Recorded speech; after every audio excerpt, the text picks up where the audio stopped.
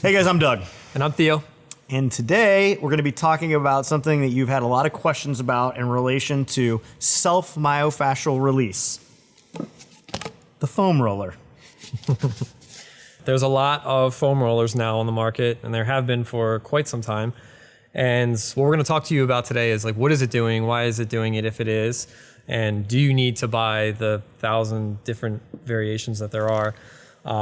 None of these that we have today are heated or vibrate. I know. I don't feel like these work. So 94, man. You guys got to get these out of here. So, yeah. So this is actually the perfect. That is the original. The original, right? So take that off of this one, and this is probably like $3. So the $1.25. Yeah. This texture is probably the best, and then what I typically will tell anybody is to purchase the 3-foot roller. What do I use this for? So foam rolling can be used for primarily tissue recovery, and this could be immediately after a workout. This could be the day after if you have soreness from a muscle or a workout. You're increasing circulation, so you're mobilizing the tissue, but you're not manipulating adhesions, myofascial tissue. You're not changing the necessary structure of that tissue. You're all the compressing and things releasing. that my CrossFit level 1 coach told me this did aren't actually what it's doing. No, yeah, it's not that fancy. It doesn't do all of that. So, myth busted. I'm not unknotting knots in my muscles with this thing. What's the difference between the 50 different foam rollers that all advertise they do the thing that they don't actually do better than the other one that doesn't do the thing that I was told that it did? Yeah, so marketing, and this might not be as dense as this one. So if somebody wants a harder surface, if they are larger and they found that, the softer one gave out too soon, ideally as you start, if you're not tolerating the pressure, you could start with a soft one, and then as you become more tolerable to it, it can become more dense, more firm. So short of a latex allergy, this is essentially the difference between sheepskin and Trojan. They both do the same thing. They just feel different in your head. Sure. Yeah, I mean, again, body weight. This one's barely there, guys. It's barely there. Again, body weight, yeah, if somebody's heavy and they're sinking into a softer product or foam roller, they're going to have to work a lot harder to generate the movement to kind of go back and forth. So if somebody's larger and they just want a little more stability, yeah, they can easily go for like a harder one. So, next question. Do you get what you pay for when it comes to foam rollers, or is it really just about how big the package is, how easy it is to carry around, and how much force you can put into it? Yeah, so what are you buying it for? Because it's not going to fix all your issues. It's good for recovery. Again, you can increase circulation. There's short changes in range of motion, great. But you're not manipulating scar tissue, myofascial release, like all of these fancy terms. Like it's not doing any of that. It's a very short-term effect is ultimately what we're looking at with the foam roller. Really, it's really what are you doing immediately after that? Because if you prep the tissue and then you go and stretch, perfect. You probably just did more for yourself than if you just tried to stretch by yourself and if you just foam roll. Okay, so foam rolling from a layman's standpoint isn't useless. Right. But it's useful in a specific application.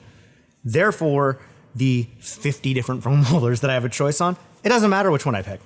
Not really, no. So textured foam rollers exist because, again, if you're trying to hit a spot where you just can't quite pin it with a foam roller, that's why lacrosse balls exist. That's why the different textures of foam rollers are out there. But again, it's marketing, so everybody's sort of giving their spin on it. They think that's great, but this is better. They are good. They have their place. Most people say it feels good, so sure, they can kind of go in and work on the foam roll.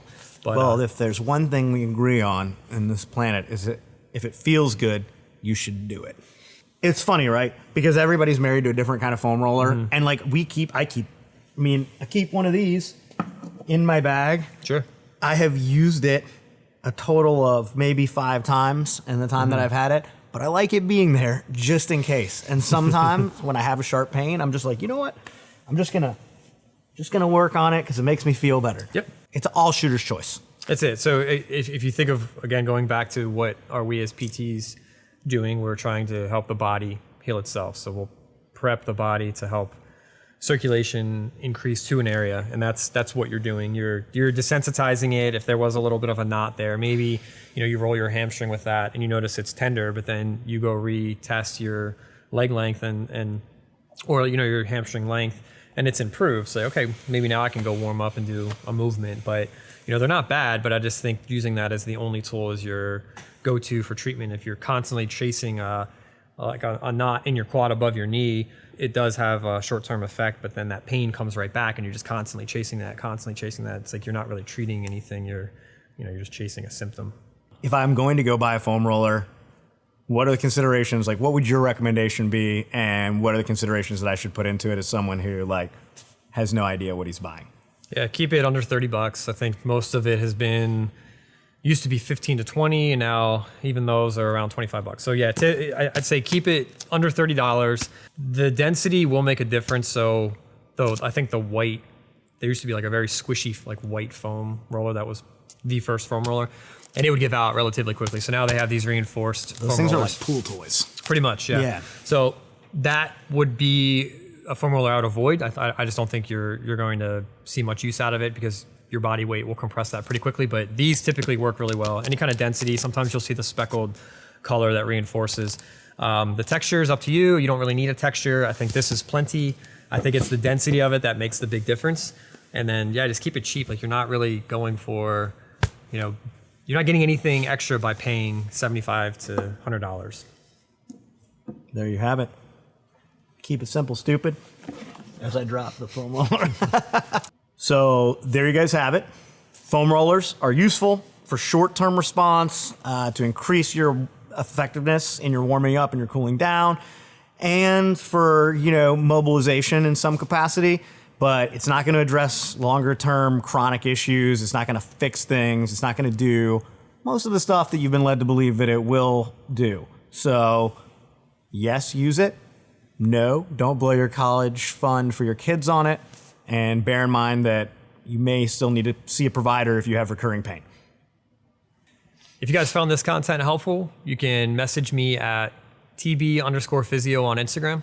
And if you want to see more of Theo making me look like an idiot, just subscribe, ring the bell, and follow SOFLETE.com for more of this.